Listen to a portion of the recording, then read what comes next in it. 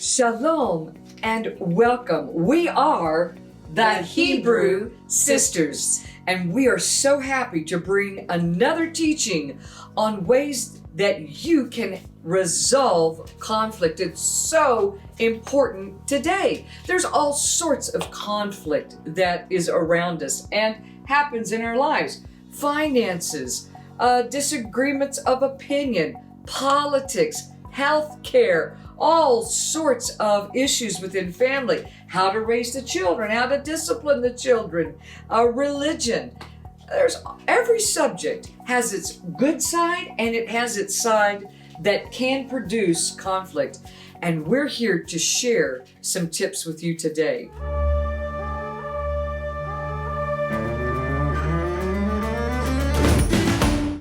One of the first tips that I want to talk about is that you and I have the power. We have been created to have the ability to create our day.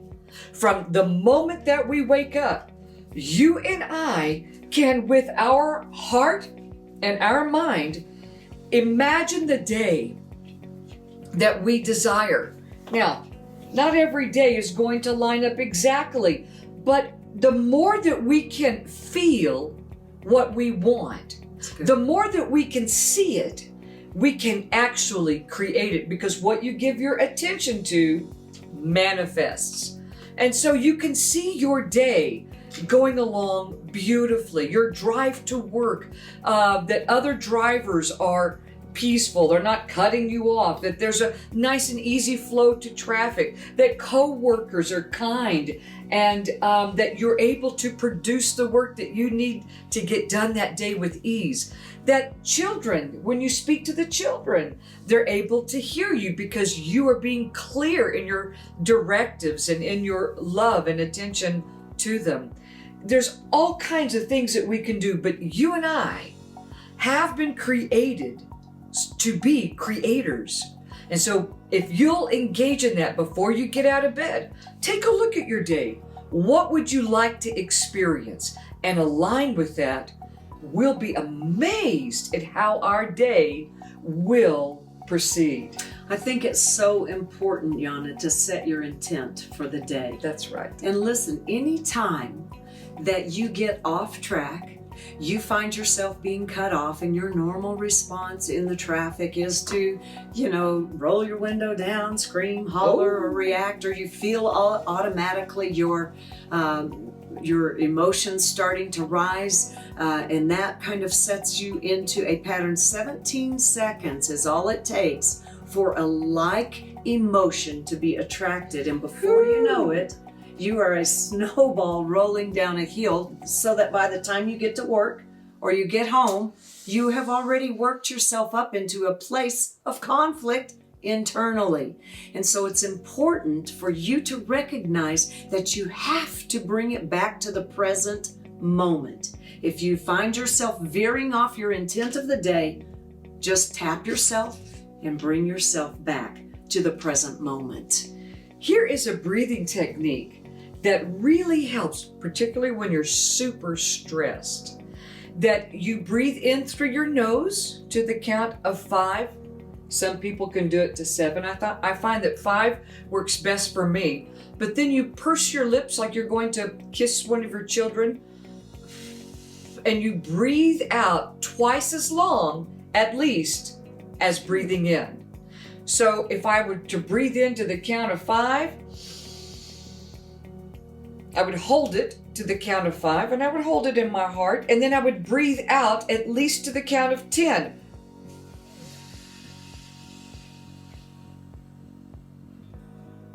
This interacts with your autonomic nervous system, and it helps bring you from this high state, particularly if you are feeling anxiety. When stress reaches that high mark and your adrenals are in full-blown state of expressing themselves hormonally, let's just say. And this breathing technique will address that high stress, and it will begin to regulate it and bring those stressors down in your body, and your breathing pattern can come back to a place of normality, so that you're not just responding and out of the fight or flight, that horrible high stress place. And so many of us live there during the day. It's not good for our bodies. Our bodies are not made to handle that constant intensity. Our bodies are made to, in a moment, a flash of adrenaline from our adrenals, but then to calm back down. And so this breathing, remember, right through your nose 5 times, hold it, imagine that breath in your heart, and then breathe it out twice as long through pursed lips, little small amounts of air.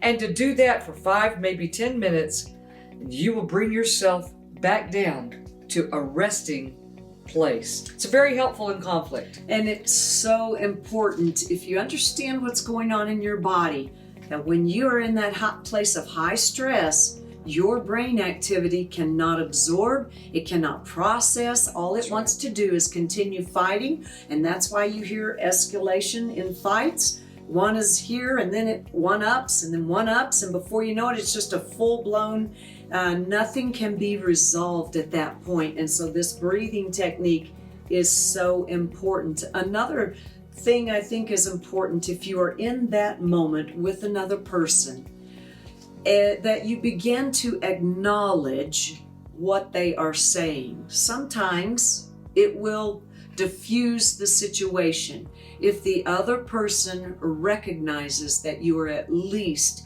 hearing what they're saying. Now, a lot of people interpret this that, well, that's agreeing with them. No, it's not. But it's not agreeing with them. All you are doing, it's just a technique that you are acknowledging that they are important. They're important in your life. They're an important person to be here, and that they have important things to say. That their feelings matter as well. And sometimes that's all people need.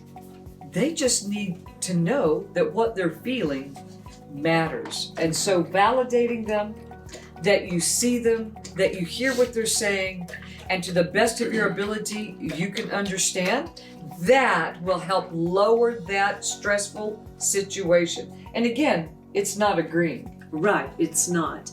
And it takes practice. Yes, it does. It's important for all of us to understand that if you start applying some of these tips that you've heard in this series of videos, that it may or may not happen that very first time. And if it doesn't, just go back, practice it again. Before you know it, you will start seeing changes, not in the other person, but in you, which will help change this situation. So true. And help change that other person in their response to you. Another really important, and I believe perhaps the most important key for yourself, is to just open your hands or your arms and say, we must validate ourselves. And we do this by saying, I welcome every feeling that I'm feeling. Every thought that I have, I just welcome that. And you will see this tightly wound feeling and this chaos on the inside begin to open up just by welcoming. Because when we condemn ourselves and when we push against, well, I'm not supposed to feel anger, and we bring negativity to negativity, that negativity just grows. It's like putting fertilizer on a garden. That's good. But by welcoming our feelings, we're validating ourselves. And so I just welcome every feeling that I'm feeling right now. I may have to do that 4 or 5 times. The next step is, I welcome the desire to fix this situation. I welcome the feelings of wanting to change the situation. I welcome the feelings of wanting to change the outcome or fix the other person. I welcome those feelings that I have. And we do that for as many times as it takes to just welcome that. Everything will begin to settle down. And then here's the last part, the third part. And now, just for right now, I choose just for this moment to let it all go. I choose right now to allow that person to be exactly as they are. Just as they are. And I might need to go back then after I say that to step 1. Welcome all the feelings. Then welcome my desire to have this situation be, look, feel any different. Which means welcoming my desire to change the other person. And then I say to myself, just for now, I choose to let it go. So good. And I accept the situation and the other person exactly as they are, just for now. Oh, and then I might use the breath, and the reset is there for us. Well, I hope that these tools have been helpful for you. We so want you to have the life that you were created to live. And by being a co-creator, by using these tools, you are doing yourself, you are actually giving to yourself medicine. That's right. Affirmation, calmness, and bringing peace and bringing resolve to a relationship or to a situation that you're going to benefit from greatly. The world has had enough broken relationships. The last thing we need are more of those. Right. And I believe that our Creator is very much involved in us coming to the place where we can walk in love to the best of our ability with ourselves and with each other.